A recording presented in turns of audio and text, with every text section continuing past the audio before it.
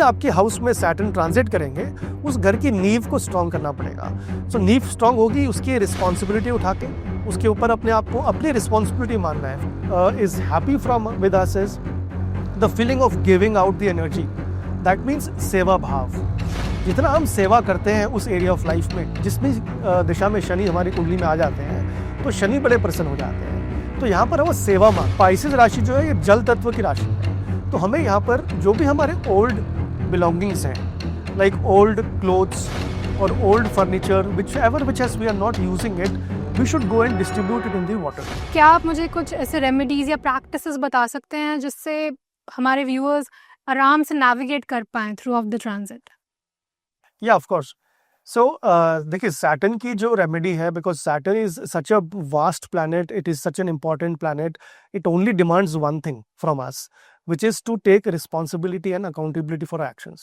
Now, जिस भी house में वो सैटर्न हमारी कुंडली में ट्रांजिट कर जाएगा, उस घर से रिलेटेड, उस एरिया ऑफ लाइफ से हमें अपनी रिस्पॉन्सिबिलिटीज को उठाना पड़ेगा। Because without responsibility no remedy will work, you know.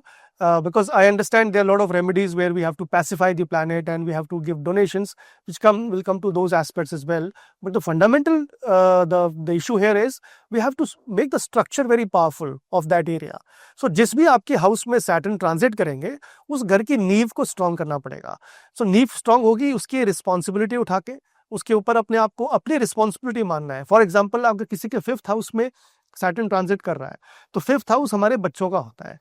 अगर आप if somebody is a newly met couple is there, they will have to take out the responsibility for a new child. That means they should proceed towards family expansion and take the role more gracefully rather than being forced on them. Similarly, अगर किसी के 10th house में, जैसे मिथुन राशि के लिए 10th house के अंदर यानी हमारे कर्म क्षेत्र में शनि ट्रांजिट कर रहे हैं, तो यहाँ पर आपके करियर पे सारी रिस्पॉन्सिबिलिटी का भार आएगा। आपको ज़्यादा रिस्पॉन्सिबिलिटी या फिर ज़्यादा अकाउंटेबिलिटी से काम करना पड़ेगा। That means more workload, more stress, but we need to navigate it through a better solution approach. So talking about the practical aspects, this is the way we need to understand the Saturn's role. The second way is when Saturn is happy with us is the feeling of giving out the energy. That means सेवा भाव। जितना हम सेवा करते हैं उस area of life में, जिसमें दिशा में शनि हमारी कुंडली में आ जाते हैं, तो शनि बड़े प्रसन्न हो जाते हैं। तो यहाँ पर वो सेवा मांगते हैं। और मीन राशि वैसे भी ऐसी राशि है जहाँ पर हमें अपने सेल्फ के बारे में ना सोच के अपने दूसरे की बेटरमेंट के बारे में सोचना है, दूसरे की हेल्प करने के बारे में सोचना है। If you do that, automatically the good blessings come to us. The third element is the donations. Obviously it's very important that donations also are considered. So यहाँ पर पाइसेस राशि जो है ये जल तत्व की राशि है, तो हमें यहाँ पर जो भी हमारे ओल्ड बिलोंगिंग्स हैं, लाइक ओल्ड क्लोथ्स और old furniture, which we are not using it, we should go and distribute it in the water. तो जैसे हम कहते हैं कि pilgrimage sites like Haridwar, Rishikesh, so we go there obviously for a very different purpose, but the moksha energy is that you go and donate your karmas. You go give away the bad energy and you seek forgiveness from God, so that you can begin a new path. So these are the three things which we can do immediately to get some kind of relief from Saturn's energy. तो ये तो बात हो गई after the transit starts. What about before it? Is there something we can do to prepare for the transit? Like कुछ ऐसा करें जिससे हमें इफेक्ट ही कम फील हो, समथिंग लाइक अ हैक और a cheat code?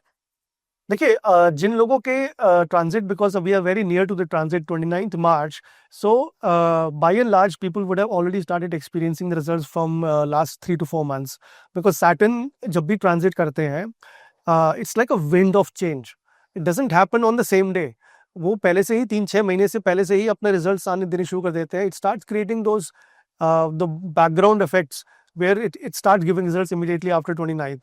So my advice here would be कि जो भी हमारी लाइफ के अंदर जिस भी हाउस में सैटर्न ट्रांजिट कर रहे हैं, उस एरिया में आप प्रोएक्टिवली अपना लाइफ का डायरेक्शन मोड़ दीजिए, without waiting for Saturn to connect us with that energy. देखिए, जब भी प्लैनेट हमें किसी एनर्जी से कनेक्ट करता है, वो फोर्सफुली करता है।